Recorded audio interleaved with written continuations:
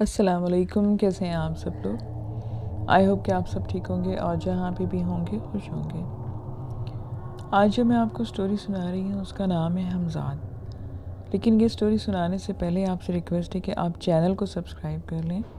आपके पास स्टोरीज़ हैं तो आप मुझे मेरे व्हाट्सएप नंबर पर सेंड कर सकते हैं। आपको अगर मेरी स्टोरीज़ अच्छी लगती हैं तो वीडियो को लाइक ज़रूर करें। तो आते हैं आज की स्टोरी की तरफ।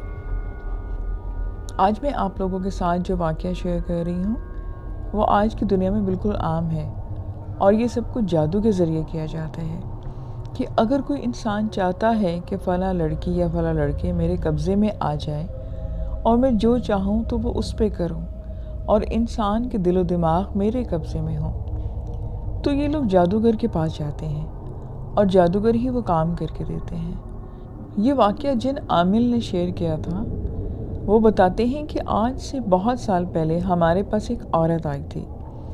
मेरा दिमाग और मेरा दिल मेरे काबू में नहीं है।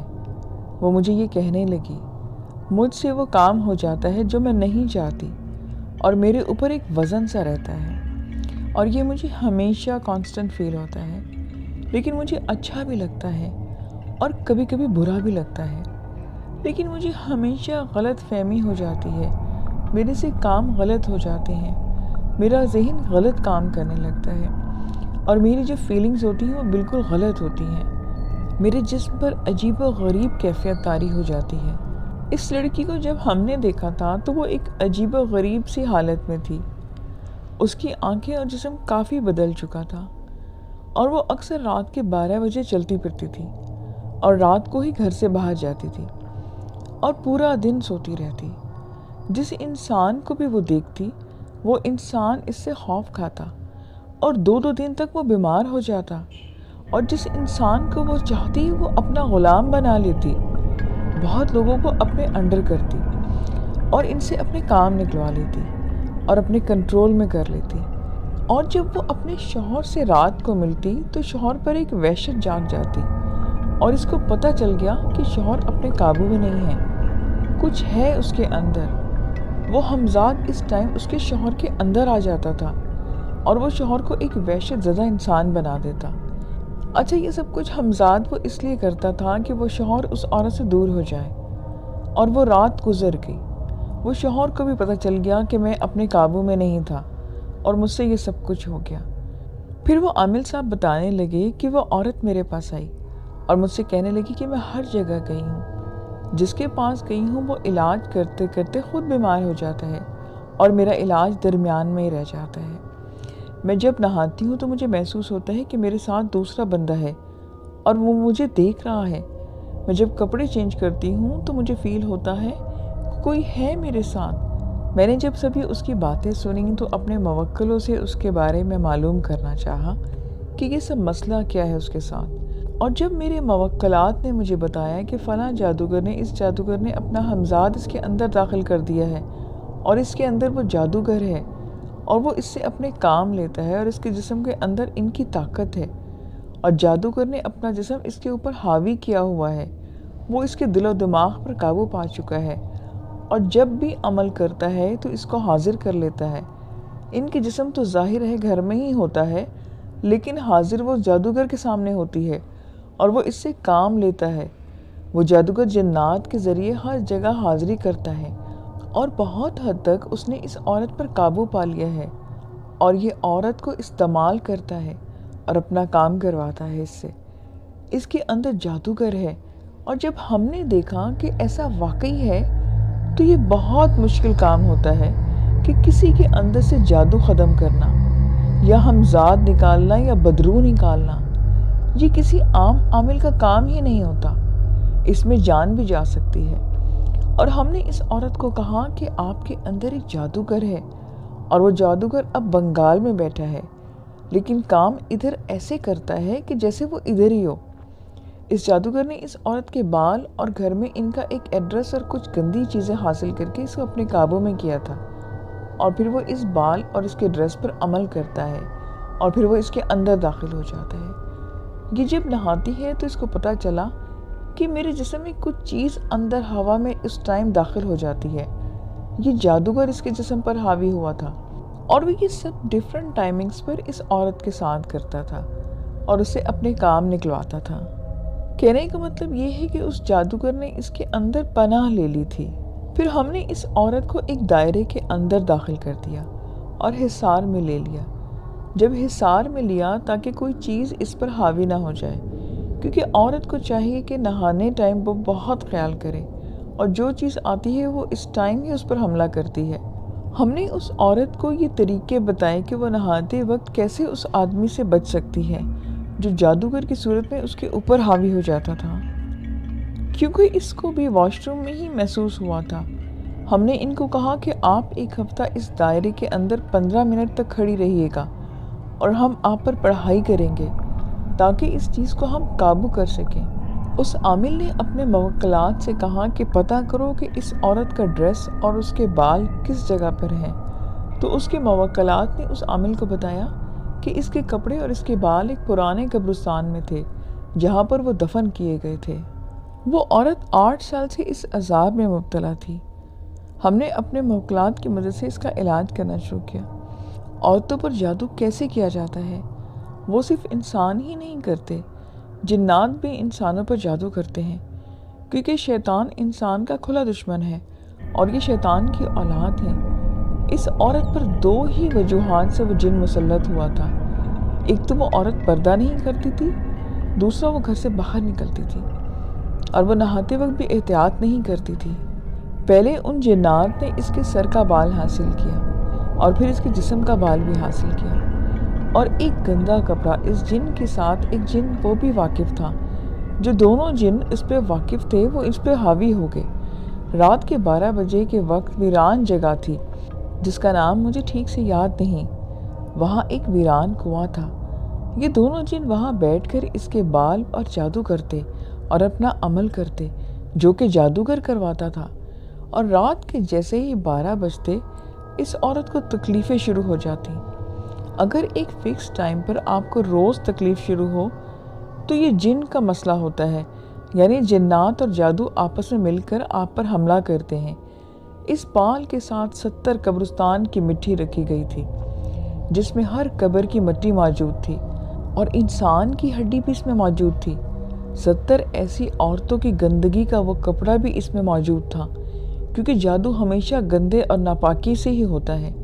جتنا لوگ ناپاک رہیں گے اتنا ہی ان پہ جادو ہونے کا خطرہ ہوتا ہے۔ وہ جن ہر مہینے اس پہ مٹی ڈالتا اور تھوڑا مٹی اس کے جسم یا کپڑوں پر یا ان کے گھر پہ بھی ڈال کے جاتا اور جادو کا اثر اس کے اوپر چھوڑ دیتا۔ اگر یہ کوئی دم درود کرتی تو جادو اس پر اس وقت اثر انداز نہیں ہوتا۔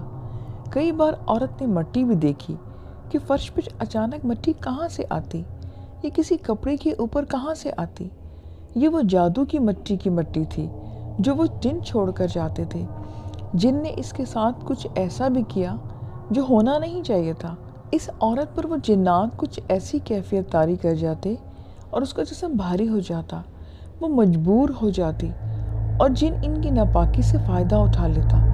وہ جتنی ناپاک ہوتی اتنی ہی عذاب میں مبتلا ہو جاتی۔ یہ جادو ہر ہفتے میں ہوتا اور اس کے اوپر نئے نئے جادو کے طریقے سے ہوتا۔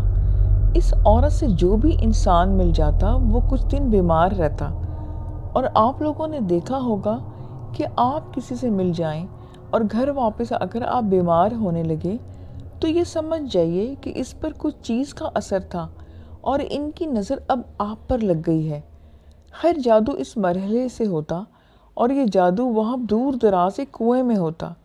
وہ کنواں اتنا پرانا تھا کہ 1000 سال سے وہ وہاں پر موجود تھا، اور یہ عورت شکل و صورت سے بہت اچھی تھی۔ اس وجہ سے جن بھی چھوڑنا اس کو چاہتے ہی نہیں تھے، اور جب ہمیں پتہ چلا کہ فلاں جگہ پر اس کے بال ہیں اور وہ سامان، تو ہم نے اپنے موکلوں سے کہا کہ ہمارے پاس اتنی طاقت تو نہیں کہ وہ ہم آپ کو حاضر کر سکیں، لیکن ہم آپ دونوں کو وہاں پر ختم کر دیں گے۔ وہ جنات اس کو اس کے شوہر کے ساتھ بھی نہیں چھوڑتے تھے، انہوں نے بالکل اس کو اپنے کنٹرول میں کر رکھا تھا۔ ہم نے اس کا توڑ کرنا شروع کر دیا، اور جیسے ہی توڑ شروع کیا تو عورت پر زور آتا۔ اس کو خواب میں وہ جنات نظر آتے، وہ اس کو دھمکاتے، اور وہ ان کو پتہ لگ چکا تھا کہ کوئی عامل ہے جو ان کا توڑ کر رہا ہے، وہ عامل بتاتے ہیں کہ اب ان جنات نے ہم پہ بھی جادو کرنا شروع کر دیا، لیکن ان کو علم نہیں تھا کہ قرآنی آیات میں بہت سی طاقت ہے۔ ان جنات کا جادو بالکل بے بس ہو جاتا۔ اس عامل نے اپنے موکلات کے ذریعے پتہ لگایا کہ وہ جن اور جنات اور جو جادوگر نے چھوڑے ہوئے تھے وہ فلاں فلاں کنویں کے پاس بیٹھ کر اپنا عمل کرتے ہیں تاکہ ہم اس عورت کو پریشان کر سکیں۔ ہم نے انہیں وہیں سے اپنے پاس کھینچا اور دوبارہ وہ جن نہیں نکل سکے۔ ہم نے ان کو گرفتار کر لیا، اب وہ ہماری قید میں تھے۔ جن کو ہم نے مٹی کے برتن میں چھوڑا اور وہ اب اس میں قید تھا، وہ وہاں پر آج بھی موجود ہے، اور ہمارے اوپر جو اس نے جادو کیا تھا اس پر کوئی بھی عمل نہ کر سکا۔ لیکن وہ جنات اس عورت کو روز خواب میں آ کے کہا کرتے تھے کہ وہ اس سے آ کے ملے۔ ہم نے اپنی بہت سر توڑ کوششوں کے ساتھ اس عورت کو ان کے جادو سے آزاد کروایا۔ اس عورت کے لیے 1 سال تک پڑھائی کی گئی تھی، تب وہ جا کر جادو ختم ہوا، کیونکہ وہ جادو کسی نے 8 سال میں ختم ہی نہیں کیا تھا۔ اب اس عورت کی اولاد بھی ہے اور وہ ایک نارمل زندگی گزار رہی ہے۔ واقعی سے آخری سٹوری مجھے موسیٰ نے سینڈ کی ہے۔ مجھے اور میرے دوستوں کو گھومنے پھرنے کا بہت شوق تھا۔ میں نے اور میرے دوستوں نے بہت سی جگہیں دیکھی ہوئی تھیں۔ پھر ہم 3 دوستوں نے پلان کیا کہ ہم کہیں دوبارہ سے گھومنے جاتے ہیں۔ ہم تینوں دوست قلعہ شیخو پورہ جا پہنچے۔ وہاں کے لوگ اچھی طرح جانتے تھے کہ یہ قلعہ ہانٹڈ ہے۔ واقعہ کچھ یوں ہوا کہ میرے دوست کے ماموں کا گھر قلعے سے قریب ہی تھا۔ وہاں سے کچھ اینٹیکس بھی ملے تھے۔ میرے دوست کو کچھ دن قبل وہاں سے ہاتھی کے دانت بنے ہوئے شطرنج کے 2 مہرے ملے تھے۔ یہ قلعہ عام لوگوں کے لیے صرف جمعرات کو کھلتا ہے تاکہ وہاں موجود مزار پر لوگ حاضری دے سکیں۔ اس سے اگلے دن یعنی جمعے کے دن 11 بجے کے قریب ہم وہاں قلعے پر پہنچ گئے، اور وہاں کے چوکیدار سے ہم نے اجازت طلب کی کہ ہمارے پاس باقی دنوں میں یہاں آنے کی سیر کا وقت نہیں ہوتا، آج ہمیں وہ گھومنے دے۔ وہ ہمیں کیونکہ جانتا تھا، اس نے کہا کہ میں جمعے کی نماز کے واسطے چلا جاؤں گا تو شام کو 4 بجے میری واپسی ہوگی، تو آپ لوگ جمعے کے وقت سے قبل اپنی سیر ختم کر لینا تو یہ بہتر ہوگا، ورنہ مجھے باہر سے لاک کر کے جانا پڑ جائے گا اور آپ شام تک اندر ہی قید رہ جاؤ گے۔ ان لوگوں نے اس کو موقع غنیمت جانا اور کہا کہ آپ جاتے ہوئے باہر سے تالا لگا کر جانا، شام کو آپ کے آنے سے پہلے ہم قلعے کی سیر مکمل کر چکیں گے۔ اس گل خان نے جمعے کے وقت باہر سے دروازہ لاک کیا اور وہ چلا گیا۔ اب ہم اپنے پلان کو کمپلیٹ کرنے کے لیے وہاں پر آزاد تھے۔ ہم نے قلعے کی وہاں خوب آوارہ گردی کی، اور جب ہم تھک گئے تو وہاں پہ موجود ایک بلڈنگ کی سیڑھیوں پر بیٹھ کر ہم باتیں کرنے لگے۔ اب ہم میں سے ایک دوست کے پاس خنجر تھا۔ باتیں کرتے کرتے اس کے ہاتھ سے خنجر نیچے گر گیا۔ وہ اٹھانے کے لیے جھکا تو اس نے کہا کہ نیچے آؤ۔ ہمارے پاس 2 پسٹل، ایک خنجر اور ایک بڑی ٹارچ تھی۔ ہم لوگ نیچے اترے تو سیڑھیوں کے ساتھ پتھر کی جالی لگی ہوئی تھی، جس سے اس میں جھانک کر دیکھا تو وہ جالی کے نیچے ایک اترتی ہوئی سیڑھیاں بنائی گئی تھی۔ مکمل تسلی کرنے کے بعد ہم نے اس جالی کو توڑ دیا اور سیڑھیوں سے نیچے اترنے لگے۔ جب ہم نیچے اترے تو وہاں ایک الگ ہی دنیا موجود تھی۔ سیڑھیوں کی دونوں سائڈوں پر 2 رو تھی جن میں کمرے ہی کمرے تھے اور روشنی بھی آ رہی تھی، مگر وہ روشنی کہاں سے آ رہی تھی یہ پتہ نہیں لگ سکا۔ ہمیں روشنی سے بس غرض تھی۔ چمگادڑوں کی بیٹیں بہت زیادہ تھیں اور ان میں بدبو بھی آ رہی تھی۔ خیر ہم نے یہ فیصلہ کیا کہ پہلے رائٹ سائڈ چیک کرتے ہیں اور پھر لیفٹ سائڈ۔ ہر کمرے میں جانا شروع کر دیا، لیکن ہم بہت زیادہ الرٹ تھے۔ تقریباً ہر کمرے کی دیواروں پر بڑی بڑی خوبصورت پینٹنگز بنی ہوئی تھی۔ وہاں پر میں نے مشہور ترین پینٹنگز بھی دیکھی اور اسے اپنے ہاتھوں سے چھوا۔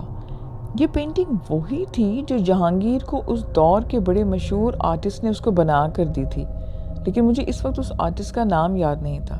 اس تصویر میں شہزادی گھاس پر بیٹھی ہوئی تھی اور ہرن اس کے پاؤں چاٹ رہا تھا، اور اس کی زبان سے ہونے والی گدگدی کی وجہ سے وہ شہزادی ہنس رہی تھی۔ یہ بڑی ہی مشہور پینٹنگ تھی۔ اس کی چمڑے پر بنی ہوئی کاپی اس وقت بھی میوزیم میں رکھی ہوئی تھی۔ وہاں ایک کمرے میں ایک چھوٹا سا 4-5 انچ کا پھول تھا جو سلور کلر کا بنا ہوا تھا۔ وہ بہت زیادہ شائن کر رہا تھا۔ پہلے تو یہی لگا کہ شاید یہ جواہرات کا چورا ہے، مگر نہیں، وہ بھی پینٹ ہی تھا، مگر کمال کا تھا۔ خیر رائٹ سائڈ کے سارے کمرے باری باری دیکھے گئے اور اب آخری کمرہ رہ چکا تھا۔ اس کا دروازہ نہیں تھا اور نہ ہی ٹوٹا ہوا تھا۔ بلکہ وہ جب بنا تھا تب سے لگایا ہی نہیں گیا تھا، یعنی دروازے کی کوئی نشان ہی نہیں تھے۔ جب اس کمرے کے پاس پہنچے تو ہمارے رونگٹے کھڑے ہو گئے۔ اس کمرے میں باہر سے کچھ بھی نظر نہیں آیا تھا، بالکل اندھیرا تھا۔ اب جو ہمارے ساتھ ہوا وہ ہم بیان نہیں کر سکتے۔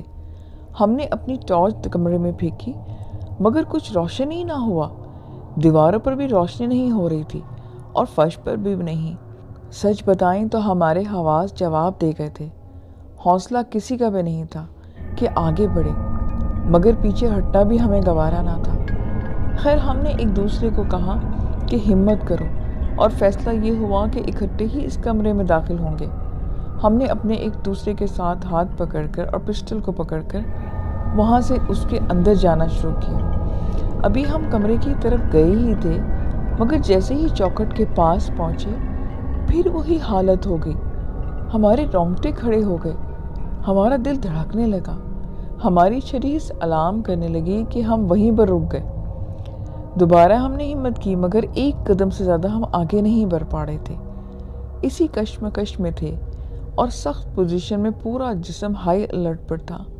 ہم ہر بار ناکام ہو رہے تھے۔ آخرکار ہم نے فیصلہ کیا کہ جو بھی ہوگا دیکھا جائے گا، اب ہم نہیں رکیں گے۔ پھر وہاں سے ہم چل پڑے۔ ابھی ہم ایک ہی قدم نہیں چل پڑے تھے کہ پیچھے سے آواز آئی کہ اس طرف مت آؤ۔ ہم وہاں سے ایک دم سے گھومے جہاں سے یہ آواز آئی تھی، اور شکر ہے کہ ابھی ہم نے کوئی فائر نہیں کیا تھا۔ اب ہمارے پیچھے ایک 10-11 سال کا لڑکا کھڑا تھا۔ اس بچے کو دیکھ کر ہماری جان میں جان آئی۔ ہم نے اس سے پوچھا کہ تم یہاں پر کیا کر رہے ہو؟ تو وہ ہماری شکل دیکھ کر ایک دم سے ہنسنے لگا اور پھر وہ ایک دم سے غائب ہو گیا۔ اب تو ہمیں کچھ سمجھ ہی نہیں آ رہا تھا کہ ہم کیا کریں۔ ہمارا چہرے کا رنگ اڑ چکا تھا اور ہمیں سمجھ نہیں آ رہی تھی کہ ہم قلعے سے کیسے بھاگیں۔ قلعے کی دیواریں اتنی اونچی تھی کہ انہیں پھلانگنا بھی ناممکن تھا، اور جتنی دیر میں چوکیدار کی واپسی ہوئی ہم زندگی اور موت کی کشمکش میں رہے۔ وہ چوکیدار آیا، اس نے مین گیٹ کھولا اور ہم نے اللہ کا شکر ادا کیا کہ ہماری زندگی ابھی باقی ہے۔ اس کے بعد ہم نے کبھی اس قلعے کا رخ نہ کیا۔ یہ آج کی سٹوریز تھیں۔ آئی ہوپ کہ آپ کو اچھی لگی ہوں گی۔ پھر ملیں گے نیکسٹ ویڈیو میں نیو سٹوریز کے ساتھ۔ اپنا خیال رکھیے، مجھے اجازت دیجیے۔ خدا حافظ۔